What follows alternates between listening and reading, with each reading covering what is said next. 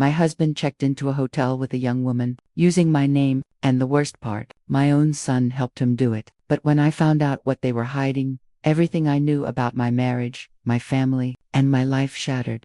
Asterisk, stick with me till the end, and make sure that you hit the subscribe button. Back as what I discovered in that hotel room didn't just expose betrayal, it exposed a truth so dark, it nearly destroyed my family. Asterisk, I always believed betrayal had a distinct sound: a slammed door, a whispered phone call in the hallway, a sudden silence when you walk into a room. But I was wrong. Betrayal doesn't always scream. Sometimes it hides behind routine, inside smiles, beneath the comforting weight of a wedding ring that hasn't left a finger in 20 years.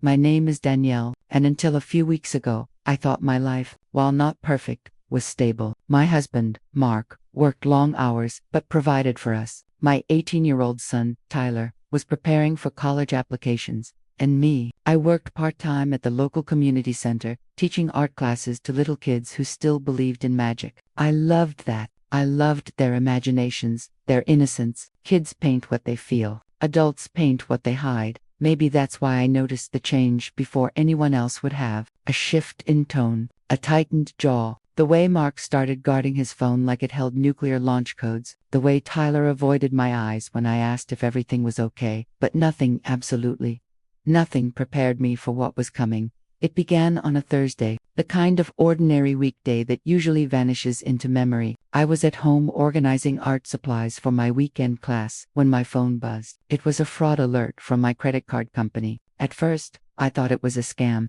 Then, I saw IT charge, a hotel reservation, downtown, under my name. I blinked. Maybe it was a mistake. Maybe someone hacked my account. But then the details hit me like a brick to the chest.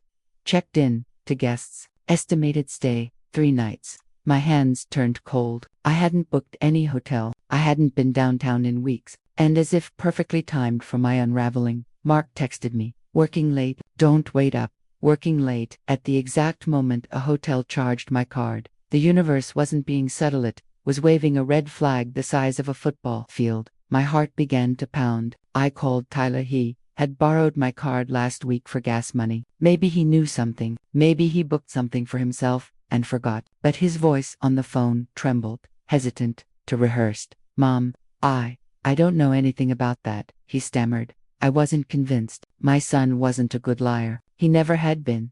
I grabbed my keys, my hands still shaking, and rushed out the door. The drive to the hotel felt like moving through fog. My brain kept jumping between denial and dread. Maybe it was a misunderstanding. Maybe the hotel made a mistake. Maybe. But as I pulled into the parking lot, everything inside me tightened, because right there, by the glass entrance doors, was Mark's car, parked crooked, in a hurry, as if he didn't care who saw it.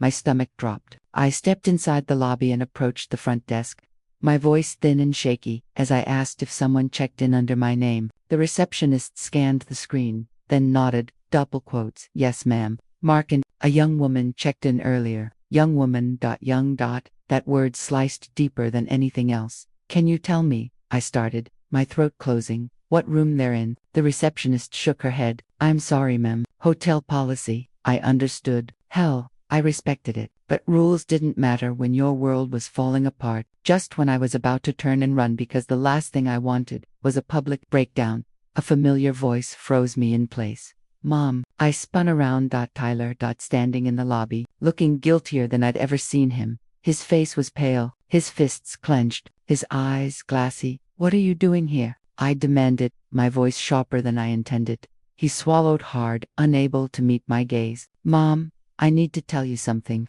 My heart throbbed, my ears rang, every part of me braced for impact. "Where's your father?" I whispered. Tyler's voice cracked. What sensicator's?" My breathing stopped. "You knew. You helped him." Tears filled his eyes, but he didn't deny it, and that hurt almost as much as the betrayal itself.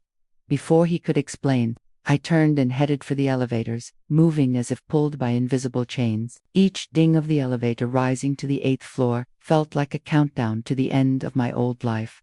When the doors opened, the hallway felt colder than it should have been.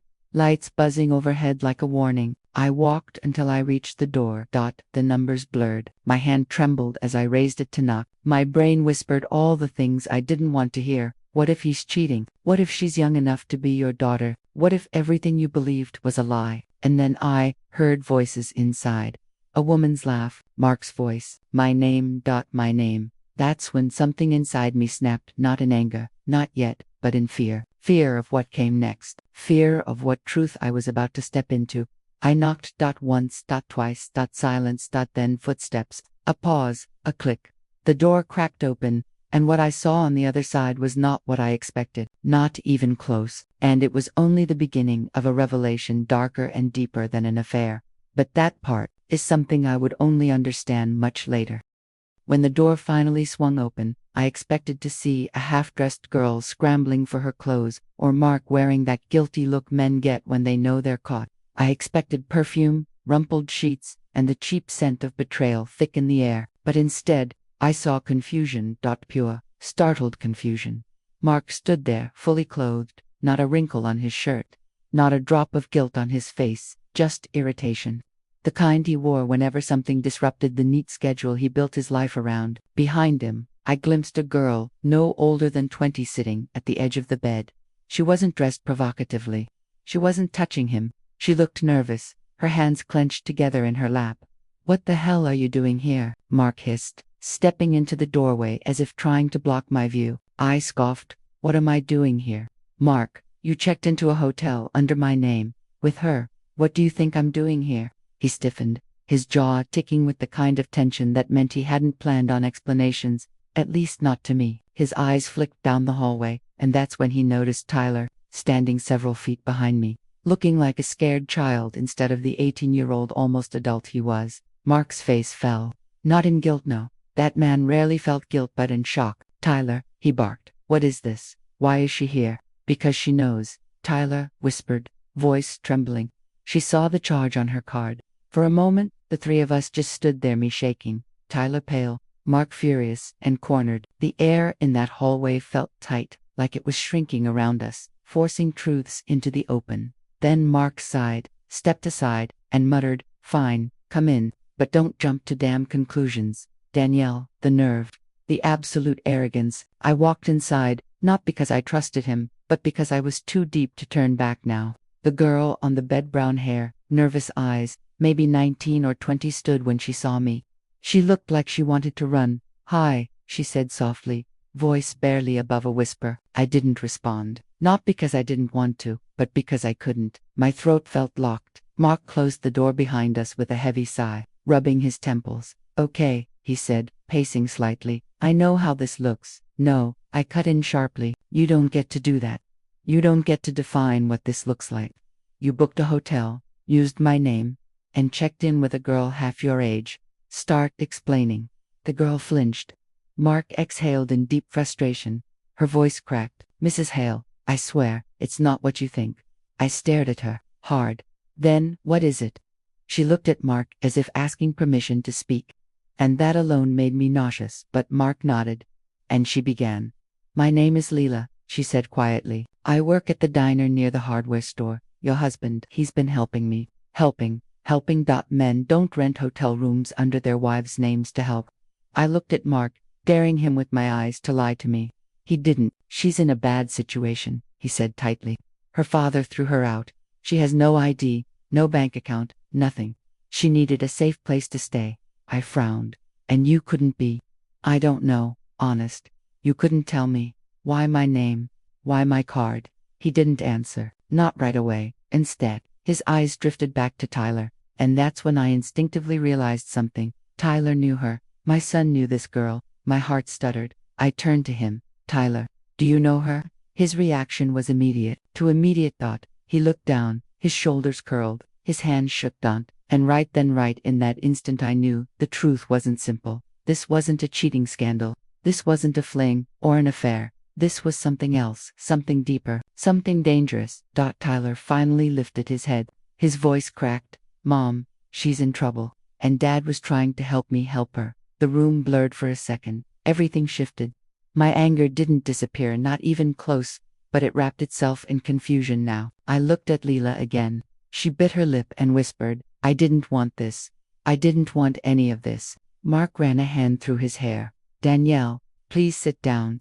"I'm not sitting," I snapped. You start talking right now. He exhaled slowly. Tyler got involved first. Not me. He met Leela a few months ago. She came into his work crying, bruised, scared. She was running away from her father, some real piece of work. And Tyler, he wanted to help. I turned to Tyler, my heart twisting. He looked younger than ever. I didn't know what to do, he whispered. She had nowhere to go, Mom, and I didn't want to involve you yet, because it was messy, messy, messy. I almost laughed, a bitter, broken laugh. And Dad, I asked, where does he fit in? Tyler swallowed hard. I told him. I thought he'd know what to do. I thought he'd help her file a report or get somewhere safe. Mark nodded. I did try. But without ID, without money, without anything, it's not easy. Shelters are full. Police won't take action without evidence. So you brought her here? I asked through clenched teeth. To a hotel. Mark hesitated. It was temporary. And my name? My card. Using my name would have risked attention. My job, my business clients, they'd see it. They'd judge. I didn't want rumors. I stared at him in disbelief. You cared more about your reputation than about the fact you were stealing from me to hide a teenage runaway. He winced, not in guilt, in annoyance, as if I wasn't seeing the bigger picture. Anger surged through me, not because he helped a girl in need, but because he lied, used me, and dragged our son into something dangerous. Lila stepped forward suddenly, tears in her eyes. I didn't want them to hide it from you, she whispered. I told Tyler he should tell you, but he was scared you'd tell the police and I'd be sent back.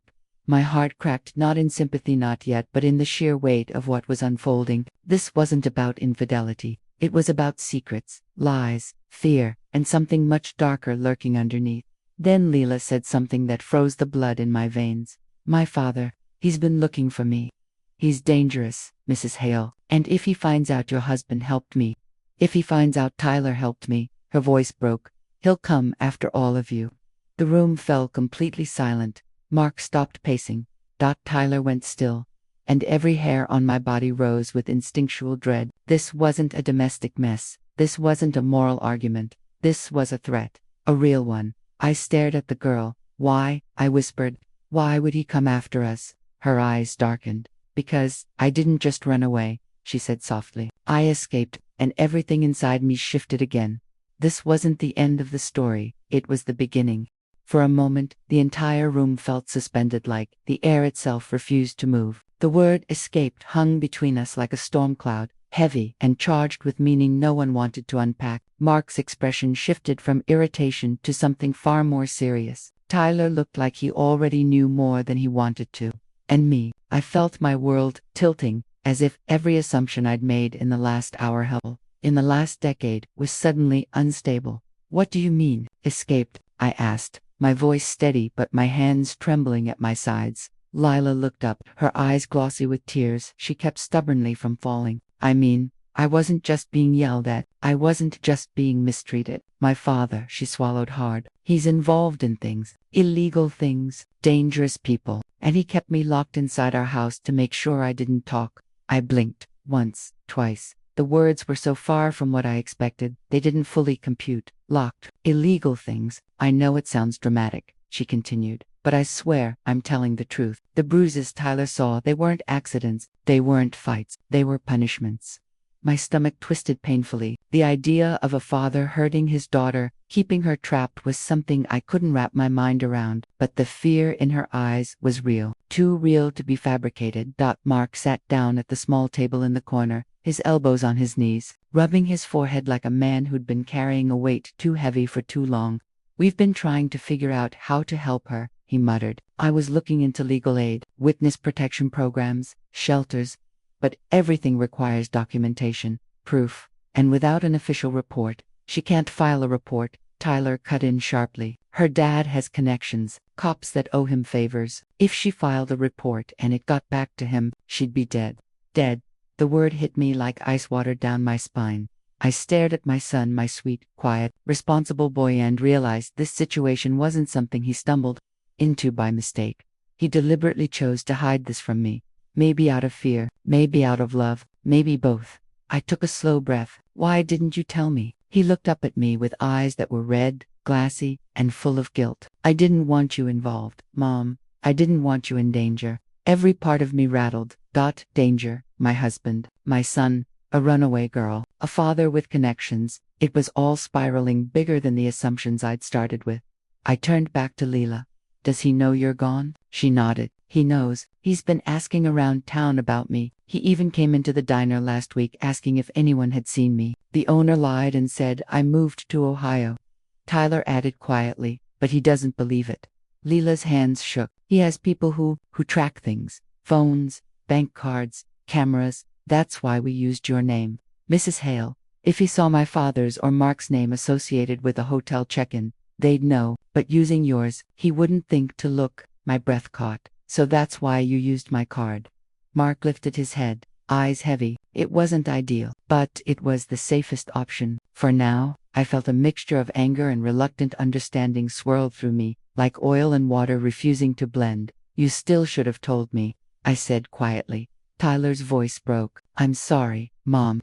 I looked at him and saw the exhaustion lining his face, the kind that comes from carrying burdens too heavy for young shoulders. I stepped closer. How long has this been going on? He hesitated. 2 months. 2 months. My son had been hiding a terrified girl. My husband had been secretly paying for things under my name, and I'd been walking around our house clueless, thinking the worst thing happening in our family was Mark forgetting to take out the trash on Thursdays. Mark leaned back in his chair, face drawn. We didn't think it would drag on this long. The plan was just one night, one safe night, then another, and another, Tyler whispered, because every time we thought it was safe to figure things out, something happened. Her father showed up somewhere. Someone spotted him, asking questions. He's not stopping.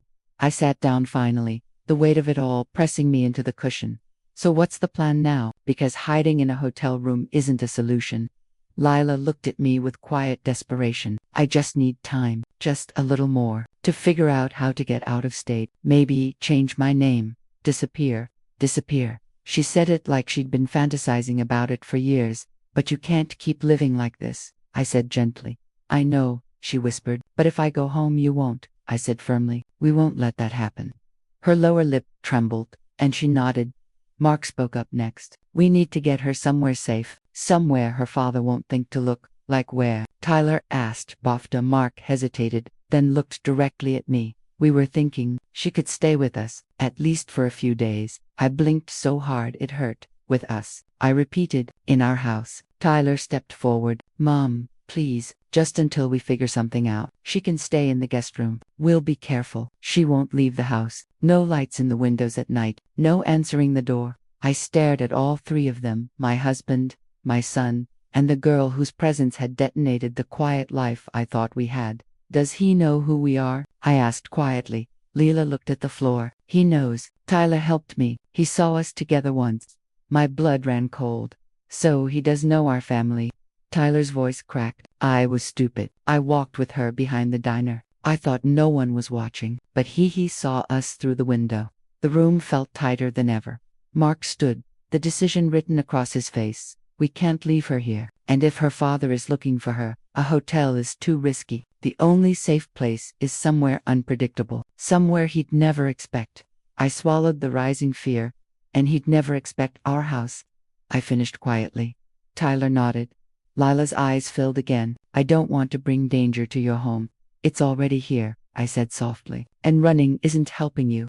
Silence settled over the four of us like a fragile blanket, thin and trembling. Finally, I took a deep breath. Okay, I whispered. She stays with us. But this ends now. No more secrets, no more lies. From any of you. Tyler exhaled in relief and stepped forward, wrapping his arms around me. I clung to him, feeling his heartbeat thudding desperately against mine. But as we stood there, I didn't notice the two shadows moving past the frosted glass window of the hotel door. I didn't notice the way Lila's breath caught in her throat. Didn't notice the danger already closing in. What I did notice was the sudden, sharp knock on the door. 3 slow, heavy thuds. And Leela, whispering, "Oh God, he found me." The knock echoed through the small hotel room like a warning bell. Not frantic, not panicked, slow, measured, controlled. The kind of knock that didn't ask permission to enter. It announced intention. Acclaimed. Leela froze instantly, her whole body going rigid as if someone had turned her to stone. Her hands flew to her mouth to stifle the sound of her breathing. Tyler's eyes widened in fear. Mark's jaw tensed, and he took a step toward the door, but Lila shot forward, grabbing his wrist with a grip so tight it surprised all of us. "No," she whispered, barely audible. "Don't open it. Please, please don't." My heart hammered in my chest, so loud I swore the entire hallway could hear it. I stared at the door, at the frosted glass blur of silhouettes behind it. Two shadows stood there, unmoving, their shapes dark and heavy against the dim hallway lights. Mark lowered his voice to a whisper. "Are you sure it's him?" Leela swallowed hard. "I know his knock." Every hair on my arms stood up. A parent should never know fear of their own child's footsteps. But the dread in her voice told me her father was not a parent, he was a threat. Another knock, this one, louder. "Open up," a man's voice boomed. "I know you're in there." I felt the blood drain from my face. Tyler grabbed Leela's hand instinctively. Mark motioned for both of them to stay behind him. I stepped toward the window, peeking through the edge of the curtain without touching it. Two men stood outside the door. One of them was tall, broad shoulders, wearing a dark jacket. The other, slightly smaller, had a shaved head and a cold, assessing stare. But it was the taller one, the one closest to the door, that made my stomach twist. Even from a distance, I could feel his presence. Something cold, something controlling, something dangerous. Leela's voice shook. "The tall one, that's my father." Her breath caught. "The other one is his partner. He's worse. Worse than a man who kept his own daughter locked up." My palms went cold. I stepped back from the window. Mark moved quickly, his voice low and steady. "We don't answer the door. We stay quiet. They can't break in without drawing attention. We let them knock, and eventually they'll leave." But I wasn't so sure. The knock that followed wasn't a knock at all, it was a pounding. A fist slamming into the door so hard the frame rattled. Tyler jumped. Lila whimpered. Mark clenched his fists. Then came the voice again. Deep, sharp, controlled rage. "Leela, open this damn door." My heart lodged in my throat. He knew she was inside. Somehow, he knew how. How did he find us? Tyler whispered, voice trembling. Leela shook her head in terror. "I don't know. I didn't text anyone. I didn't call. I didn't." Her eyes widened suddenly. "Wait." She reached into her pocket and pulled out an old flip phone, one with a crack on the screen. "This is the phone he used to control me. I thought I left it off. But if he tracked it, she didn't need to finish." But Mark snatched the phone with urgency and powered it off. "Why didn't you destroy it?" She wiped her tears. "I was scared. It had my only photos of my mom." A single sentence that broke my heart in half. Another slam rattled the door, harder than before. "Lila, open this door right now." The walls felt like they were closing in. My breathing grew shallow. My instinct screamed to protect my son, to protect this girl, to get away from the danger clawing at the door. Mark stepped closer to me and whispered, "We need to call the police." Lila grabbed his arm, shaking her head violently. "No, if we call them, he'll say I'm unstable. He'll show them my old medical papers. He'll twist everything. They'll hand me right back to him." Mark clenched his jaw. "We don't have a choice." "We do," I said suddenly. Everyone turned to me, because in that moment, something inside me shifted.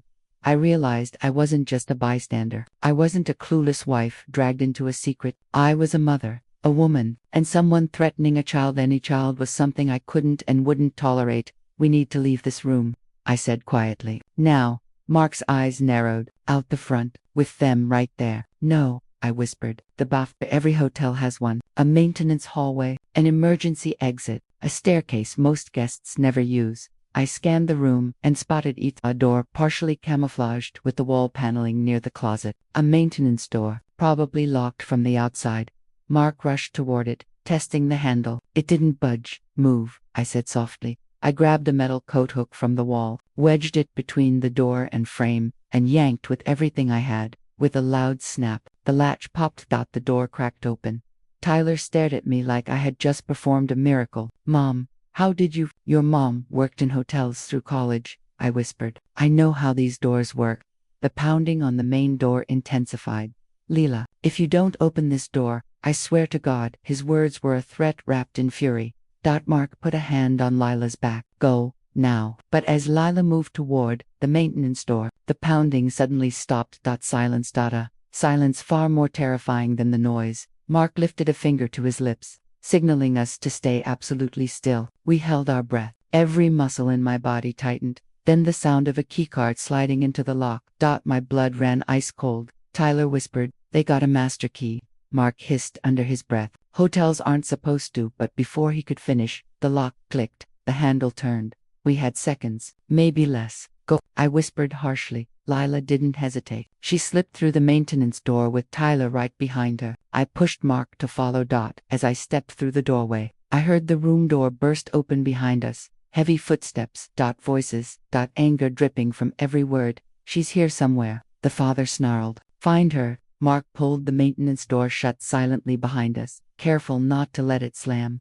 We stood in a narrow, dimly lit hallway that smelled faintly of paint and bleach. A flickering light buzzed overhead. Tyler grabbed Leela's hand. "Which way?" She shook her head. I don't know." Mark pointed left. "Stairs are always to the left in buildings like this. Fire code placement." We moved quickly but quietly, every step echoing too loudly in my own ears. Behind us, the men were tearing apart the hotel room, drawers slamming, furniture scraping, a mirror smashing. They weren't searching, they were hunting. Tyler's breathing grew ragged. "Mom, what if they come out here?" "Then we run," I said, "and we don't look back." We reached the stairwell door. Mark opened it slowly, wincing at the soft creak. We slipped inside. Silence. For 2 seconds. We exhaled. Then a voice boomed from behind the maintenance door there in the service hallway. My heart seized. "They're heading for the stairs." Tyler gasped. Lila whimpered. Mark cursed under his breath. I grabbed Tyler's hand with one hand, Lila's with the other. "Run," I said. "Now." And we did. Down the stairwell. Fast. Silent. Terrified. As footsteps thundered above us, getting closer, louder, angrier, chasing us, floor by floor, toward a danger we still didn't fully understand. I didn't sleep at all that night. Every time I closed my eyes, I kept seeing that hotel lobby, the young woman, my name printed on that registration screen, and my son, my own child, standing there like it was all completely normal. By morning, I was exhausted, but my anger had settled into something sharper, colder, a kind of determination I hadn't felt in years. I wasn't going to cry anymore. I wasn't going to wait for explanations. I was going to get answers. And if I didn't like the truth, I would burn down every lie holding my marriage together. I walked downstairs, expecting the awkward tension of a household, pretending nothing had happened. Instead, I found my son in the kitchen, sitting at the counter, scrolling on his phone as if he hadn't completely shattered my trust 24 hours earlier. He looked up. "Morning, Mom." His tone was gentle, too gentle, like he'd practiced it in the mirror. I didn't respond. I just walked past him, grabbed a glass, and filled it with water. My hands were steady, my breathing calm, but my son's eyes followed me like he could feel the storm behind my silence. "Mom, can we talk?" I finally turned. "Talk?" I asked softly. "Now you want to talk." He swallowed hard. "I didn't mean for things to happen the way they did yesterday. It wasn't supposed to go like that." I raised an eyebrow. "You mean, you didn't mean for me to find out?" He froze, and that was the moment I realized he wasn't as guilty as he looked. He was scared, really scared. "Mom, listen, I didn't help Dad because I wanted to hurt you. I don't care about your intentions," I said. "I want the truth, all of it." He hesitated, looked down, ran a hand through his hair. His knee bounced under the counter, a nervous tic he'd had since he was a kid. "I can't," he finally whispered. "Can't or won't, both."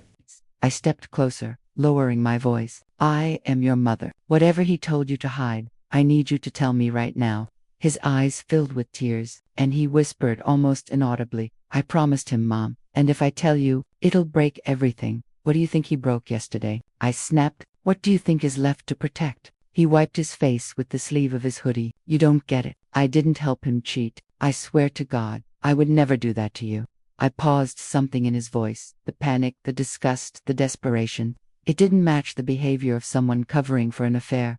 I softened slightly. "Then, what were you doing there?" He opened his mouth, closed it again, and shook his head. "I can't say. Not yet, not yet." That phrase lodged itself under my skin. I grabbed my purse. "Where's your father?" He left early," my son said. "Said he had errands." "Which means he's lying." My son blinked. "How do you know?" "Because that's exactly what someone says when they don't want a location traceable."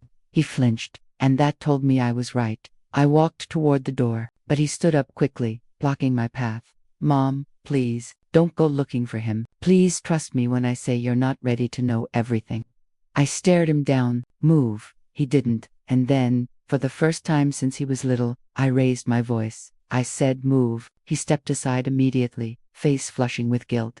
I didn't slam the door behind me, but the silence that followed felt like an earthquake. I drove to the hotel first. If my husband or the woman had checked out using my identity, I needed a record, a type, something I could use if this turned out to be more than betrayal. The clerk from yesterday stiffened when he saw me approach the counter. I remember you," he said quickly. "Ma'am, I'm really sorry about. I need the checkout record from the room he booked." I interrupted. "Who signed? What time? And what payment method?" He swallowed. "Ma'am, legally, I can't disclose. You disclosed my name yesterday," I snapped. "So let's not pretend we care about policy." He looked down, ashamed.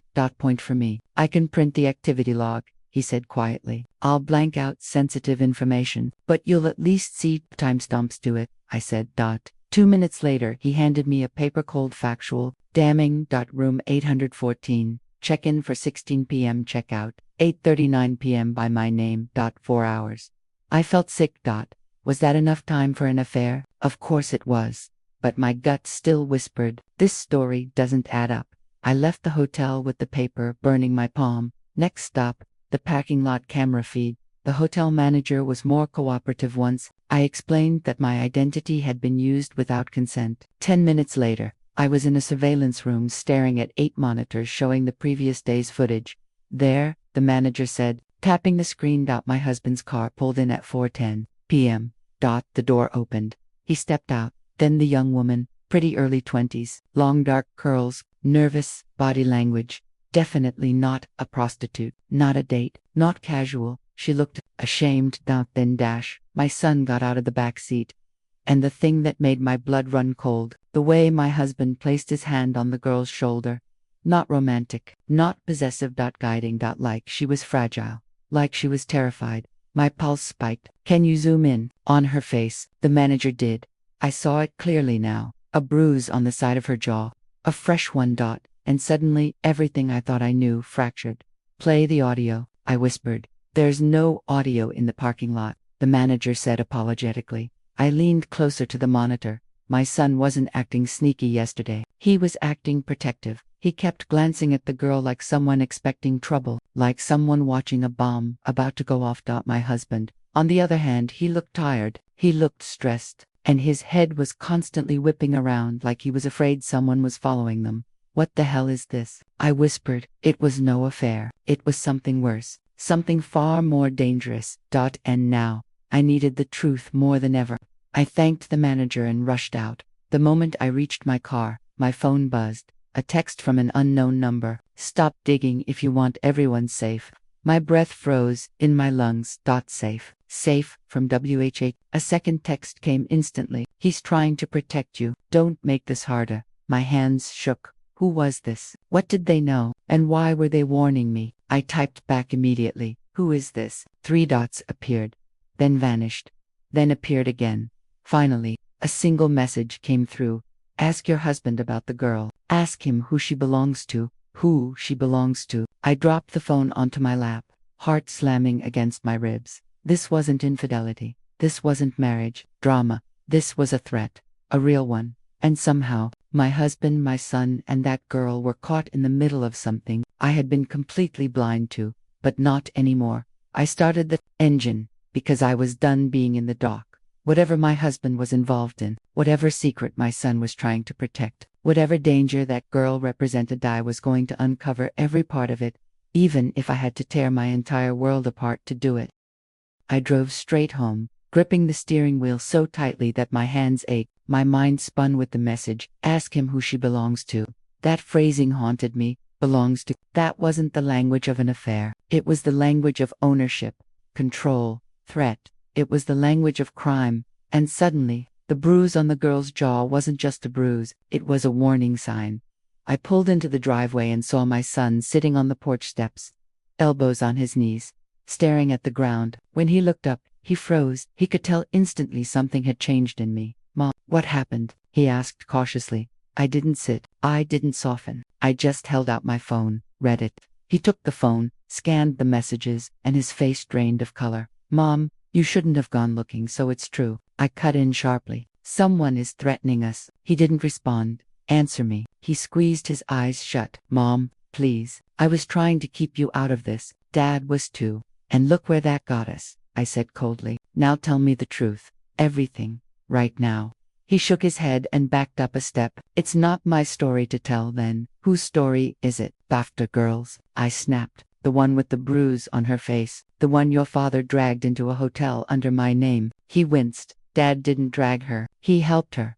Help her with WHAT. I demanded. My son swallowed hard. His throat bobbed like swallowing hurt him. He whispered, survive. My stomach flipped. Survive what? I asked quietly. He looked at me, eyes full of fear. Not fear of punishment, not fear of being caught. Fear of the truth. Mom, she's in danger, real danger. And Dad's trying to protect her because he owes her. And the people looking for her, they're not people you want to cross. I stepped closer. Who is she? Why was she with your father? Why did he use my name? He looked away. Because they're watching him. They watch everything he does now. He didn't want her name anywhere. And he sure as hell didn't want hers or his connected to each other. But you're the one person they wouldn't suspect. My heart stopped. What do you mean they're watching him? I asked. Who is watching him? Silence. I grabbed his arm gently. Baby, what did your father get involved in? For a long moment, my son didn't speak. Then finally he whispered, something stupid, something he shouldn't have ever touched. He thought it was one quick job, easy money. He didn't know who he was really dealing with. I stepped back slowly. My legs felt weak. My husband, the man I married, the man I trusted, the man I built a family with, he'd gotten involved with criminals. I felt sick. I walked into the house and my son followed closely behind me. Mom, wait please, let me explain before you jump to conclusions. I'm not jumping to anything, I said, voice trembling with a quiet fury. I'm finally seeing things clearly. I sat down at the kitchen table. Start from the beginning, I ordered. He sat across from me like a child waiting to be judged. Dad was struggling last year, he began. More than he admitted to you. His business was failing. He thought if he told you, he said it would disappoint you, make him look weak.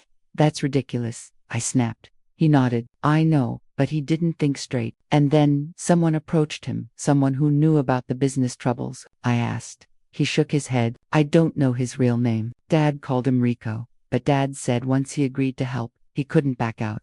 I felt like the air was being squeezed out of my lungs. What did he agree to? A delivery, my son said. Just one, cash, no questions asked. Dad didn't know who the money belonged to, didn't want to know. He thought it was shady, but not dangerous. And then I pressed BAFTA.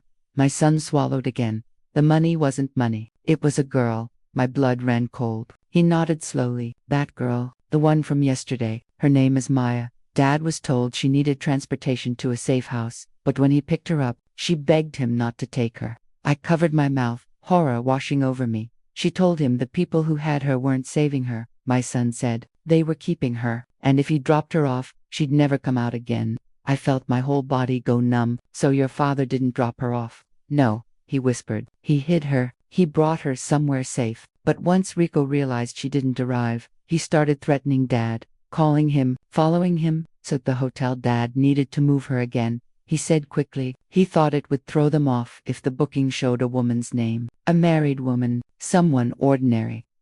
Me. My hands shook. And you, why were you there? His voice cracked. Because Dad didn't want to be alone. He wanted someone to watch his back, and he didn't want her walking alone through the parking lot. I leaned back against the chair. The ceiling spun. This wasn't infidelity. This wasn't betrayal. This was survival. But then I remembered the text. Someone knows I'm digging, I said. Someone texted me warning me to stay out of this. My son paled. Mom, you should have told me immediately. I'm telling you now, I snapped. And I need to know something else. Is Dad in danger right now? He didn't answer. Is he? I demanded. He looked me square in the eyes, and what he said next destroyed every last bit of certainty I had left. Mom, Dad hasn't been home because he's meeting them today. He's trying to negotiate. He thinks if he gives himself up, they'll leave us alone. I froze. He what? My son's voice barely came out. He's turning himself in. No, I whispered. No, he can't. He won't survive that. These people aren't reasonable. That's what I told him, he said miserably. But he wouldn't listen. He's desperate to keep us safe, he said. He said if he disappears, we'll be okay. Everything inside me shattered. I stood up so abruptly the chair scraped the floor. We're finding him, I said. Now, Mom, I am not losing my husband, I snapped. Not to them. He stared at me, torn between fear and hope. Do you know where he's meeting them? My son hesitated, then nodded. And that's when I realized this wasn't the part of the story where my family fell apart. This was the part where we fought like hell to survive. My son hesitated for a long moment. His fingers tapped against his leg, rapid, erratic, anxious. I recognized that rhythm. It was the same thing he did when he was little and trying to hide something that scared him. Where is he? I repeated, quieter this time. He swallowed. An old warehouse near the river. The one behind Miller's freight yard. My whole body stiffened. That place is abandoned, I said. There are no working cameras, no witnesses. No, I know, he whispered. I grabbed my purse and keys. Get in the car. But he stepped in front of me, blocking the doorway again, this time not to plead, but to protect. Mom, you can't go down there. Watch me. I'm serious, he said. You don't understand the kind of people we're talking about. I looked him dead in the eyes. And you don't understand what kind of woman you're talking to. He froze. I am not the wife who sits at home while her husband walks into danger alone, I said. I am not the mother who lets her kid carry this burden without me, and I am not letting some criminal decide the fate of my family. He closed his eyes and exhaled shakily. Then I'm going with you. A jolt of panic surged through me. Absolutely not. You're staying here. Mom, I know the route. I know what Dad told me. I know what they look like. I can help. Absolutely not, I repeated. You're my child. Exactly, he said fiercely. Which means Dad went into this mess to protect me too. I'm not sitting here while he dies trying to clean up something he never wanted. I stared at him, heart pounding. He wasn't a boy anymore. He was a young man determined to save his father. I exhaled, long and shaky, then whispered, Fine, but you're not getting out of that car unless I say so. Understand? He nodded once. Understood. We got in the car, and I started driving, my hands trembling the entire time. The roads blurred into streaks of gray and winter brown. My ears rang with the echo of every worst-case scenario possible. My husband tied up, beaten, held at gunpoint, used as leverage, or already know. I shut that thought down instantly. I wasn't going to bury him before I found him. As we neared the industrial district, my son suddenly said, Turn here. They'll spot your car if you go straight. I did as he instructed, taking a narrow service road that ran behind a line of old warehouses. Everything looked abandoned. Rusted metal siding, broken windows, faded for lease signs. It was the kind of place no one would hear a scream. When we reached a spot with a view of the building's side entrance, I parked behind a row of shipping containers. My son leaned forward, squinting. He's here, he said softly. How do you know? Dad said, if he got here safely, he'd leave his truck near the loading ramp but park crooked so I'd know it wasn't an accident. We stepped out of the car and walked forward enough to see. There it was, my husband's truck, parked sideways at an angle that made no sense unless it was intentional. My heart twisted. My son whispered, We're not too late. I looked at the warehouse's side door. It was slightly open. A faint sliver of light glowed from inside. I wanted to run in, but I forced myself to slow down. Did your dad say how many men would be here? He shook his head. He wouldn't tell me. Said if I knew too much, I'd be a target. My stomach clenched. I moved quietly toward the building. My son stayed close behind, trying to match my footsteps. As we got nearer, we heard voices. Low, harsh, male. Then another voice, my husband's. He sounded calm, too calm. The kind of calm someone used when they were trying to keep a threat from escalating. I pressed my back against the metal wall and motioned for my son to stay behind me. I slowly leaned close to the door. I didn't take her, my husband said. I moved her because she was hurt. She needed time. You think we give a damn? Another man snapped. She was ours. No, my husband said firmly. She's not yours. She's a person. A loud crack echoed, a slap, a punch. My son flinched, and I placed a steadying hand on his chest to keep him from rushing in. Another man said, You should have done the job. Pick her up, drop her off, collect your money. I didn't know what I was delivering until she got in the truck. My husband said, She begged me not to take her. She said we don't care what she said, the man snarled. She doesn't get to decide where she goes. Everything in me tightened with disgust. There was a pause. Then my husband let out a quiet groan, like he'd been hit. My son whispered so softly it felt like a prayer. Dad. I held him close. Wait. Inside, a third man spoke, voice deep and cold. Probably the leader. Let's try this again. Where is she? My husband didn't answer. Where? Silence. The man spoke again, lower this time. If you don't give her up, we'll take something else of yours, something you actually value. That made my blood run cold. They were threatening us. My husband spoke immediately, fear sharpening his voice. Leave my family out of this, then give her to us. I can't. Wrong answer. I glanced around rapidly, searching for any advantage. A broken pipe. A loose board. A window. Something. Then I saw it. An old fire alarm box near the entrance. If I triggered it. Sirens, lights, noise. Criminals hated noise. I looked at my son and mouthed, "Stay hidden." He nodded.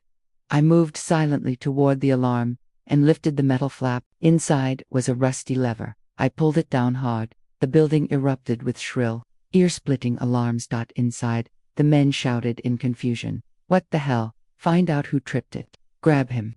Footsteps thundered toward the entrance. I ducked behind a stack of crates just as the door burst open. 2 men rushed out, scanning the yard. They looked armed. One held a metal bar. The other had something tucked in his jacket, something I prayed wasn't a gun. Spread out. One barked. Whoever did that is close. They split off in opposite directions. My heart slammed against my ribs. If they found my son suddenly, a voice came from inside. Get him back in here, he's stalling for time. My husband, he was still alive. I peeked around the crates, with the 2 guards outside and distracted. That meant fewer men inside. I looked at my son hiding behind a shipping container, eyes wide with fear but ready to follow my lead. I pointed to the door and mouthed, "We're going in." He shook his head violently. I nodded back. He mouthed, "It's dangerous." I mouthed, "He's your father." His jaw clenched. He nodded. We moved quickly, silently, hugging the shadows until we reached the open doorway. Inside was a large, dimly lit warehouse, dust-covered pallets, stacks of old machinery. And, in the center, my husband, hands zip-tied behind his back, kneeling, face bruised, lip bleeding, and standing in front of him Rico, or whatever the hell his name really was. Tall, clean, expensive jacket, cold eyes that analyzed everything, like a predator. He leaned down, grabbed my husband's hair, and jerked his head back. "You have one last chance," he said. "Tell me where she is." My husband spat blood at his shoes. Rico didn't even flinch. He just wiped it off with a cloth and smiled. "I was hoping you'd say that." He pulled something from his waistband. "A knife." My son gasped softly behind me. I squeezed his hand. "Stay silent." Rico pressed the blade under my husband's chin. "Last chance." My husband closed his eyes, bracing for whatever came next. And that's when I stepped out from behind the machinery. My voice cut through the echoing alarms. Like a blade. "Touch him again, and I swear I'll end you." Every head in the room whipped toward me. My husband's eyes flew open. My son stepped out behind me. Rico straightened, knife still in hand, eyebrows raised in surprise and amusement. Well, he said. "The wife?" I didn't blink. "I'm the woman whose name you used yesterday," I said. "The one you're threatening. The one you think you can scare." I stepped closer. "You have no idea who you're dealing with." Rico smirked. "Oh," he said softly. "I think I do." He lifted the knife, and I braced myself because the next moment was going to change everything, forever. Rico lifted the knife like he was raising a pointer, not a weapon. Confident, absolutely sure of his control. That confidence was what terrified me the most. It meant he didn't see us as a threat. He saw us as pieces already placed on the board exactly where he wanted them. My husband knelt on the concrete floor, breathing hard, eyes widening when he realized what I'd done. "Why are you here?" he whispered, voice cracking. "You should have stayed home." I didn't look at him. "And let you die alone. Not a chance." Rico chuckled softly, amused by our exchange. "Beautiful," he said. "Absolutely beautiful. A woman who stands by her husband, even when he's betrayed her." He turned the knife slowly between his fingers, letting it catch the light. "But you're too late," he added. "Your husband made choices he can't undo. And now I need the girl. If he won't talk, maybe you will."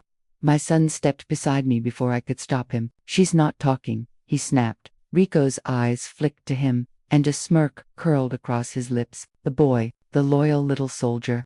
I put my arm protectively in front of my son. Don't you dare look at him. Oh, I'll do more than look, Rico said. If I don't get my answers. He took a step closer.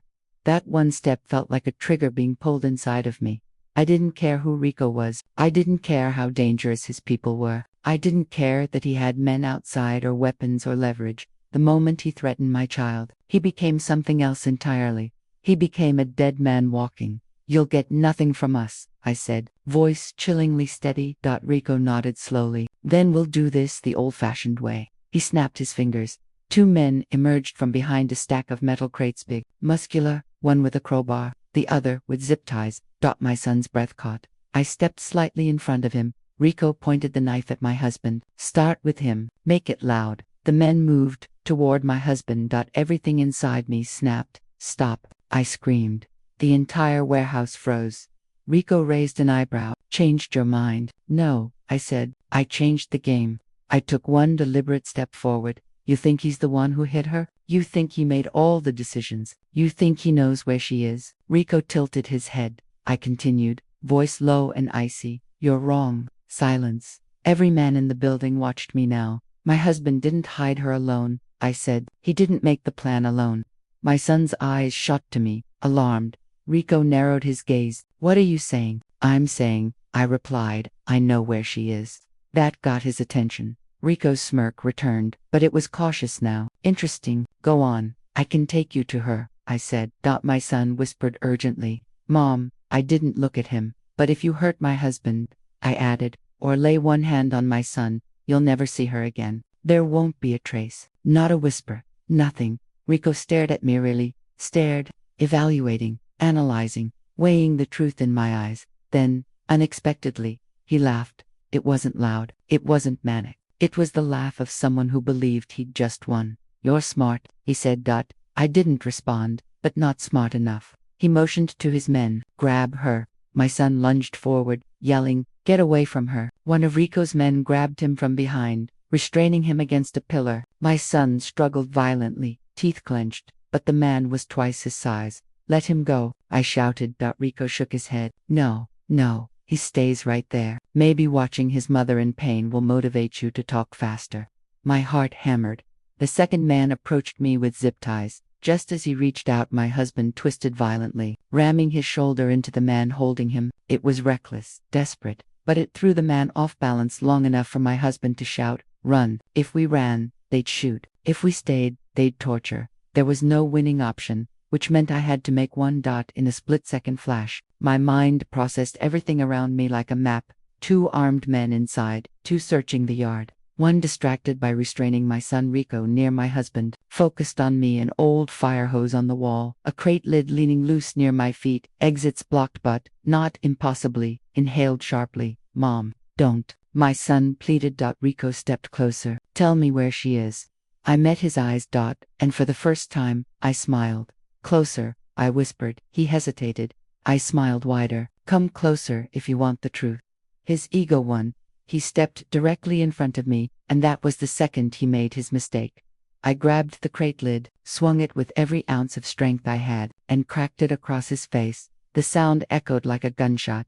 Rico staggered backward, dropping the knife, blood spilling from his nose. Get her, he roared. Chaos exploded. One man lunged at me and I dodged, rolling toward the wall. My son kicked the man restraining him and scrambled free. My husband knocked his shoulder into the man behind him again, sending both of them crashing into a stack of crates. The entire warehouse erupted into violent, disorganized movement. This was our chance. I snatched the fire hose from the wall, yanked it loose, and aimed it at the nearest man. Water blasted him so hard he flew back, crashing onto a metal table. Move, I yelled. My son ran toward my husband, trying to free him. Rico, eyes blazing with rage, grabbed his knife, wiped the blood from his face, and stalked toward me. You're going to regret that, he hissed. But I wasn't afraid. I was furious. You picked the wrong family, I said.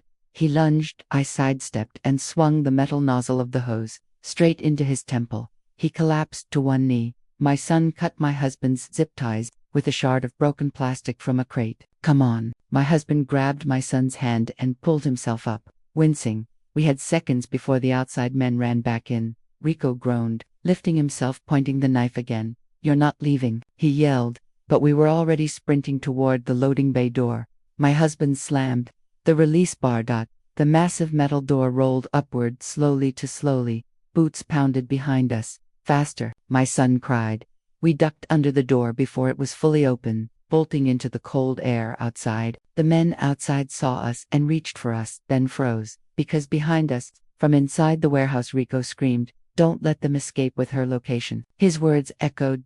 And then another voice echoed in my mind. "Ask him who she belongs to." This wasn't over, not remotely. As we sprinted toward our car, breath burning, hearts pounding, everything became terrifyingly clear. We had only bought ourselves a few minutes. Rico and his men would regroup. They would come after us harder, faster, more desperate. And now, they believed I knew where the girl was.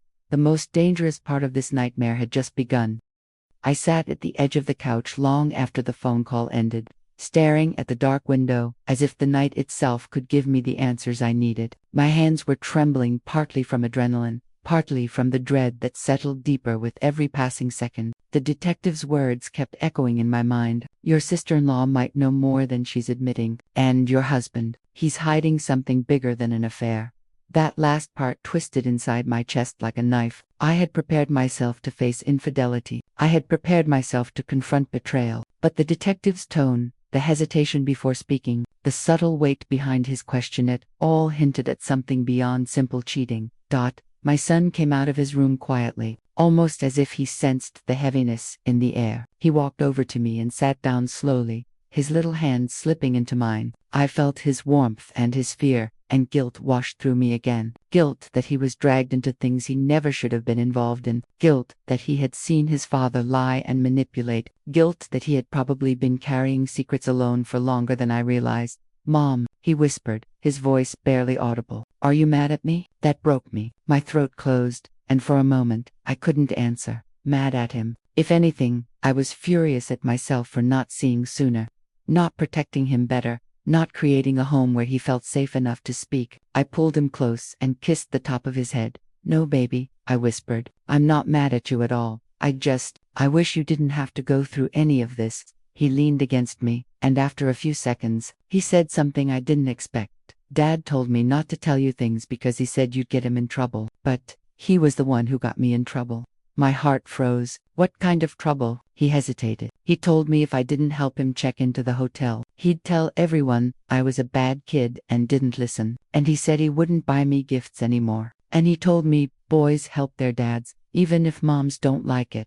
The words made something dark and fierce rise in me, something protective, something primal. My husband had manipulated our child, intimidated him, used him as a shield, and he had done it with ease, without remorse.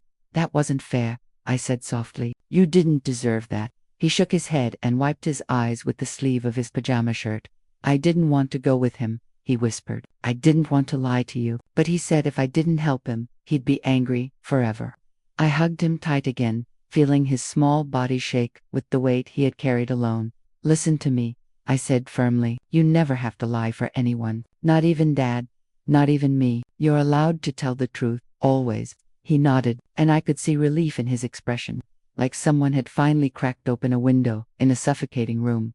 After he went back to bed, I stood alone in the quiet living room, staring at the shadows on the wall. Everything was starting to fall into place, but the picture it formed was darker than anything I imagined. Detectives said I should interview the young woman, the woman who checked into the hotel with my husband, because apparently she wasn't as innocent or random as she appeared. The hotel camera footage, according to the detective, showed her glancing around repeatedly, looking nervous, and sticking close to my husband like she was afraid someone might see her. Not the behavior of a confident mistress, not the behavior of someone enjoying a secret romantic getaway. This was something else. A part of me wondered if she might be connected to whatever secret my husband was hiding. Another part wondered if she was scared of him. And then, deeper still, a quieter thought I didn't want to acknowledge whispered, what if she's not with him willingly? I didn't know, but the more pieces I collected, the more everything leaned toward something more dangerous than infidelity. My phone buzzed again, not a call this time, but a text from an unknown number.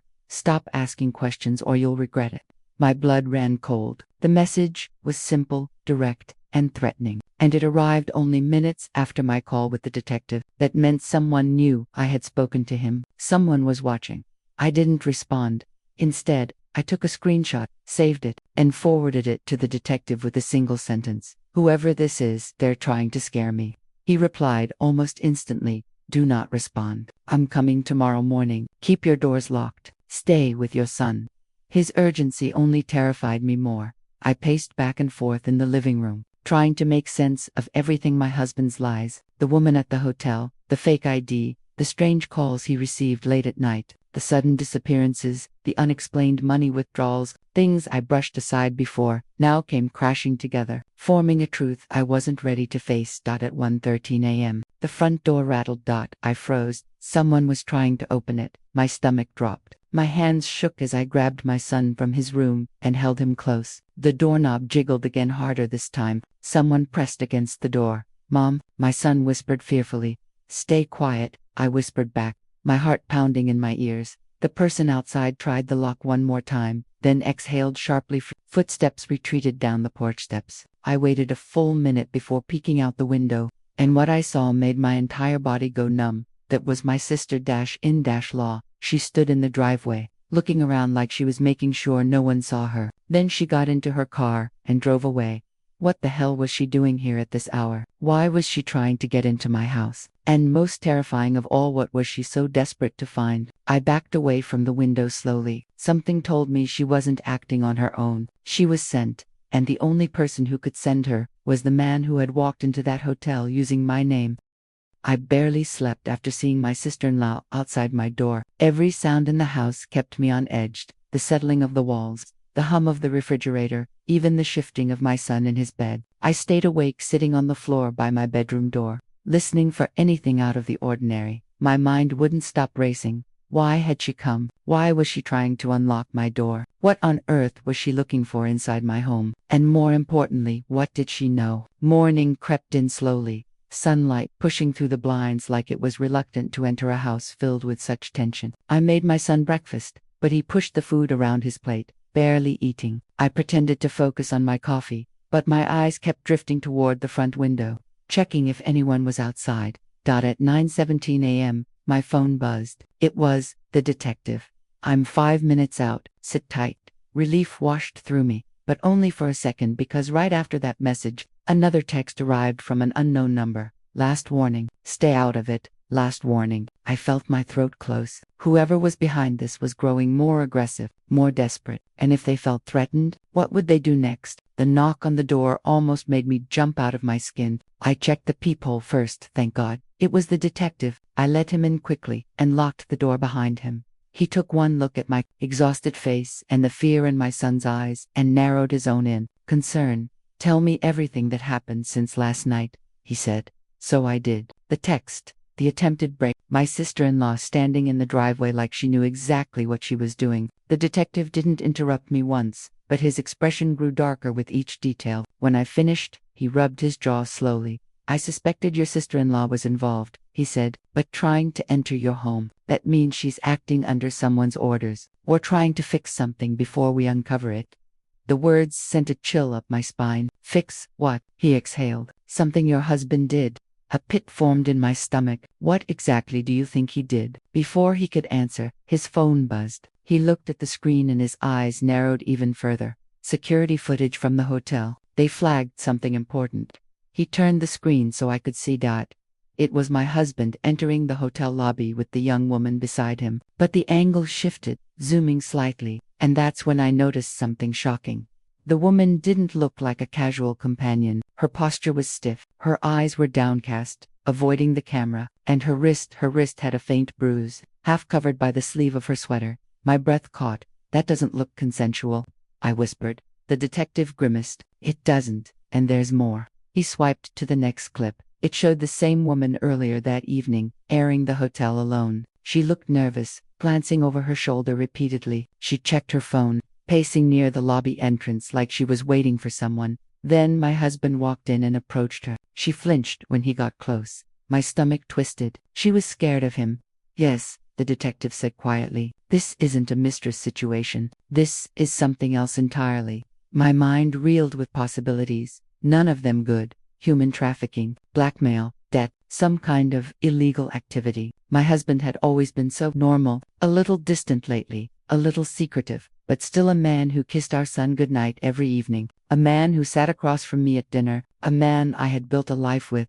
How could that man be capable of something like this? The detective stood. I need to talk to the woman. If we can find her. What do you mean, if? He hesitated. She hasn't returned home since that night. My skin prickled. You think something happened to her? I hope not, he said, but her family filed a missing person report 2 days ago. My legs gave out, and I sank onto the couch. My husband wasn't just cheating. He wasn't just lying. He was involved in something that could put people in danger, that could put us in danger. The detective continued. Your sister Nell showing up here. She was either searching for something your husband left behind, or checking if you found something yourself.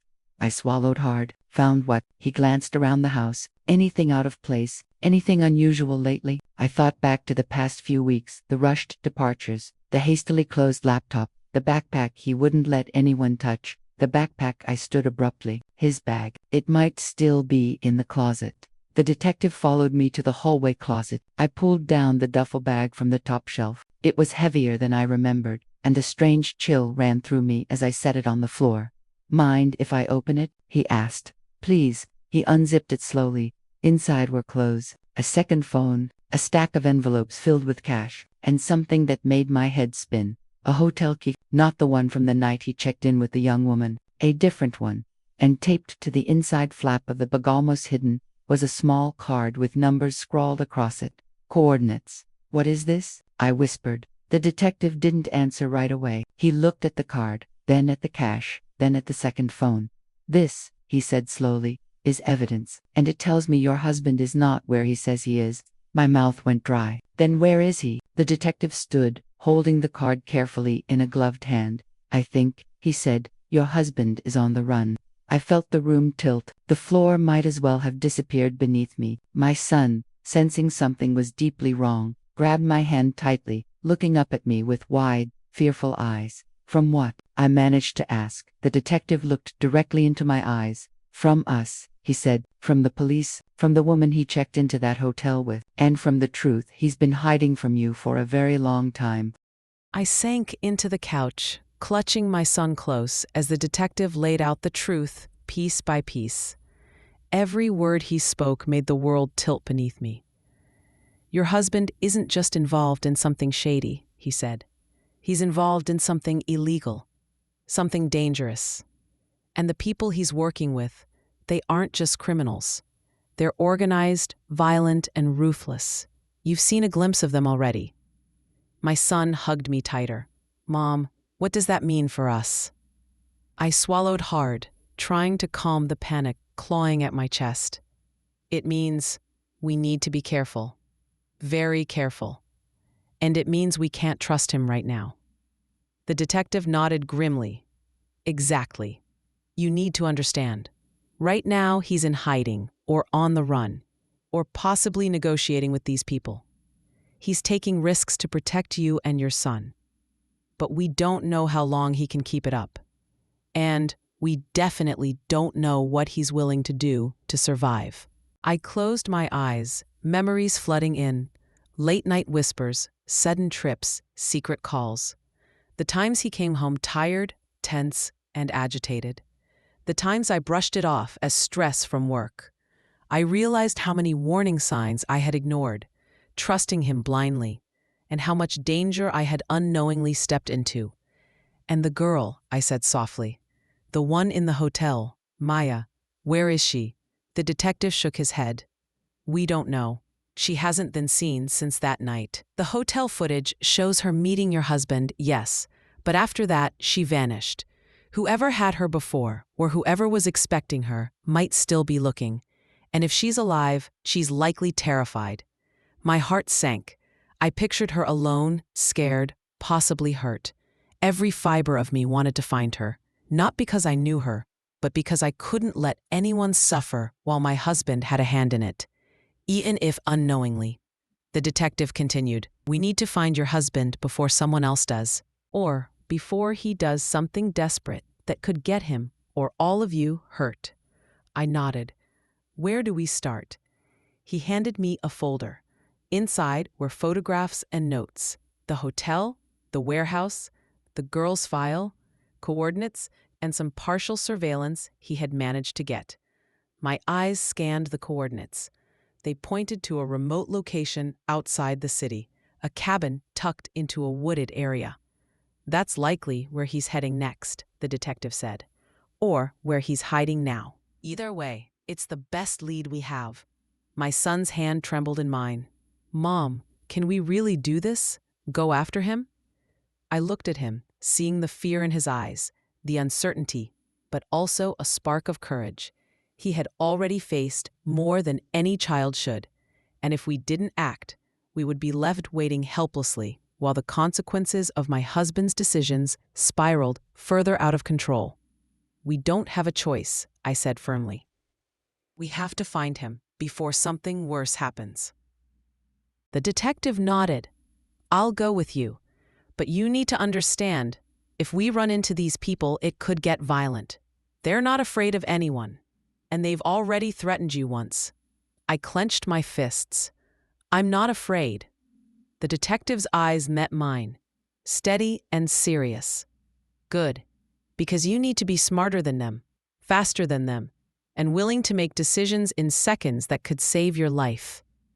We loaded into the detective's car, my son sitting quietly beside me, silent but alert. As we drove through the city toward the coordinates, I tried to remember everything I knew about my husband. His habits of secrecy, the small things he said, the places he frequented. Every detail could save him, or me, if we arrived at the wrong place at the wrong time. The streets outside grew less familiar as we left the city. Tall trees flanked the road, shadows stretching in the morning sun. My hands gripped the edge of my seat. Every rustle in the woods seemed like a threat. Every passing car or bird in the trees seemed like someone watching. After nearly an hour, we reached the coordinates. The cabin was exactly as described, a small, unassuming building, almost hidden in the trees. No lights, no movement visible from the road, just the silence of isolation. The detective parked the car and whispered, "We need to approach carefully. Whoever's here might have lookouts. Keep your eyes open. Don't make a sound until I say so." I nodded, heart pounding. My son clutched my hand tightly. I could feel his fear, his hope, his trust in me, all of it. We crept forward, shadows among shadows, until the cabin came into full view. The front door was slightly ajar. A faint light flickered inside, like a candle or a lantern. I strained my ears and caught muffled voices. One of them sounded like my husband. My chest tightened. "I told you, you're not taking her anywhere," my husband's voice said. "She's not your prop." A low, harsh laugh replied, "Your property? She belongs to us. You think you can hide her from the people who control her?" I froze. That phrase, "belongs to us," made my stomach drop. My son whispered, "Mom, that's what the message said." I nodded, swallowing hard. My husband wasn't hiding her because he wanted to, or for money. He was hiding her because someone powerful wanted her, and he had promised to protect her. The detective gestured for us to move closer. I could see the cabin's window now. Shadows shifted inside. I caught glimpses of figures I didn't recognize. But my husband was kneeling on the floor, his hands bruised, a desperate edge to his posture. "He's with her," I whispered. "He's protecting her." The detective nodded. "Good. That means he hasn't lost hope. But we need a plan. We can't just rush in. Too many variables." I took a deep breath. Then we wait. We watch. And we make our move when we know we can win. My son squeezed my hand, and I realized he had grown braver than I ever imagined. He wasn't just my child anymore. He was a partner, a protector, a witness to everything that was unfolding. And I realized, too, that my husband wasn't alone. He wasn't just a man in trouble. He was a man trying to make right what he had stumbled into, risking everything for someone else's life, for my son, for me. I didn't know what would happen next, but I knew one thing with absolute certainty. We weren't backing down. Not now. Not ever. And whatever waited inside that cabin, whatever dangers were lurking in the shadows, we were walking into it together. The forest around the cabin was silent, except for the distant hum of the road behind us and the occasional rustle of leaves in the wind. Every step toward the cabin felt like a lifetime. My heart pounded so hard I thought they would hear it inside. The detective motioned for us to crouch behind a line of thick trees. My son pressed against me, trembling but alert. Through the faintly lit window, I saw them. The girl, her hair falling over her bruised face, was huddled in a corner. My husband knelt beside her, holding her hands, whispering urgently, trying to calm her fear. He looked up suddenly, and his eyes locked with mine for a split second. Relief, worry, and apology flashed across his face. I wanted to run to him, but I knew the wrong move could end everything.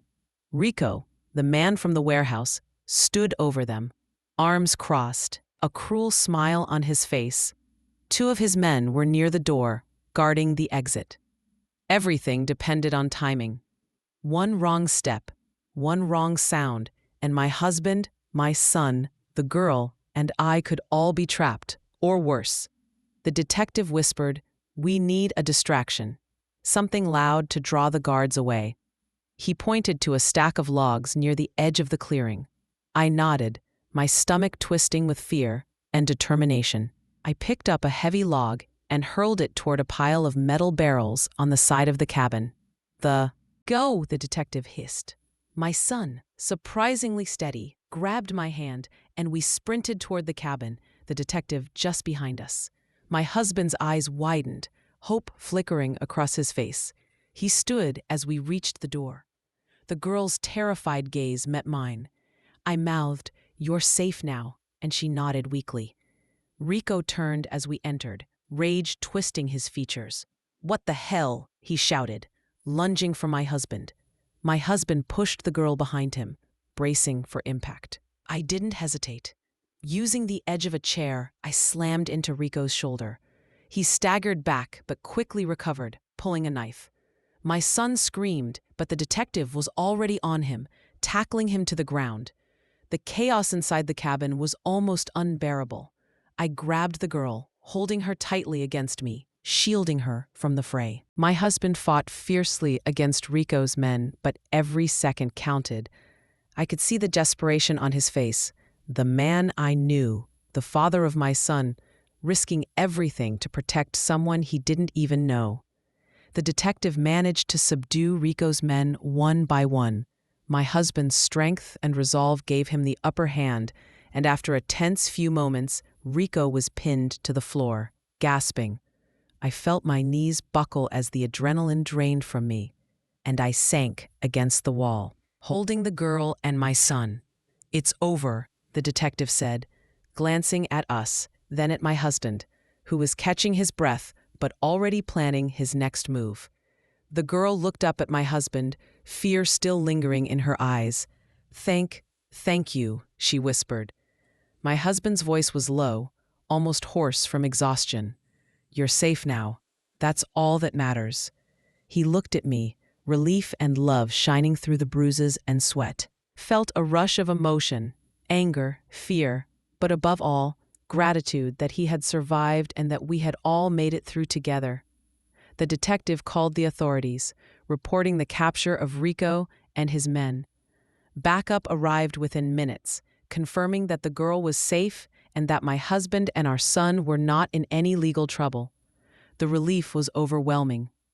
Later, as we sat in the car together, the girl safely in the detective's protection, my son leaned against me, exhausted but safe.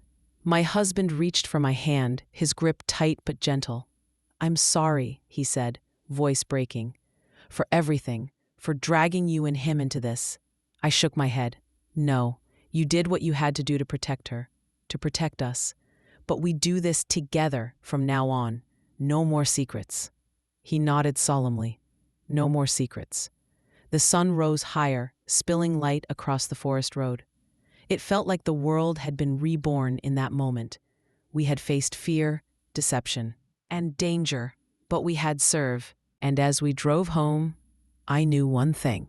The life we had once taken for granted, the family we fought so hard to protect, and the courage we discovered within ourselves would never be the same again. We had faced the darkness, and we had won. Together.